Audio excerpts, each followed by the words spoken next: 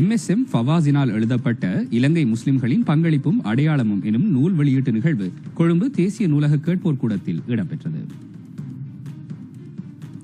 Company வீதி இஸ்லாமிய கல்வி நிலையத்தால் ஏற்பாடு செய்யப்பட்ட இந்த நிகழ்வு இர்ஷாத் சஹாப்தீன் தலைமையில் இடம்பெற்றது.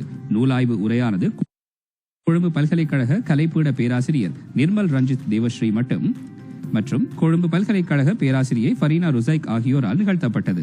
இதன்போது முக்கிய அதிதிகளுக்கு நினைவு சின்னங்களும் வழங்கி வைக்கப்பட்டன.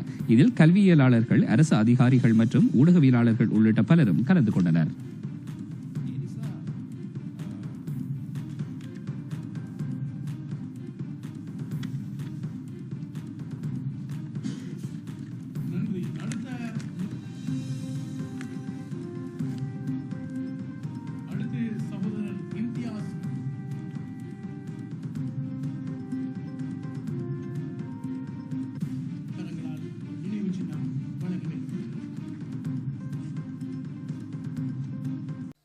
இலங்கை முஸ்லிம்களின் பங்கும் அடையாளமும் எனும் மரக்கல கோலம் நூல் வெளியீட்டு நிகழ்வு கொழும்பு தேசிய நூலக கேட்போர் கூடத்தில் நடைபெற்றது. நூலாசிரியரான MSM ஃபவாஸ் நூலின் முதற்பிரதியை அதிதிகளுக்கும் முக்கியஸ்தர்களுக்கும் வழங்கினார்.